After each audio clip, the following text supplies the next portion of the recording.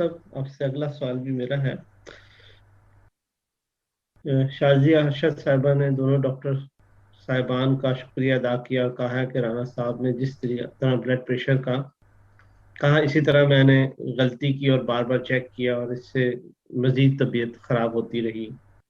آپ کا پروگرام دیکھ کر سوچا ہے کہ اب ایسا نہیں کروں گی، مثلا جس طرح آپ کہتے ہیں اسی طرح ہی وہ کریں گی۔ ٹھیک ہے، یہ تو تھا۔ اب میں چونکہ اب اگلا سوال جو ہے وہ بیسیکلی آپ دونوں سے ہی ہے، پر میں ایک حصہ آپ سے کر لیتا ہوں تو اگلا حصہ میں ان سے کر لیتا ہوں۔ امینی صاحب، ایک دوست نے سوال لکھا ہے کہ جسم میں گلٹیاں بن رہی ہیں، مثلا کہ کیا پرہیز کرنا چاہیے؟ یہ جو گلٹیوں کو بننے کا تعلق ہے، یہ لائپوما ہوتا ہے۔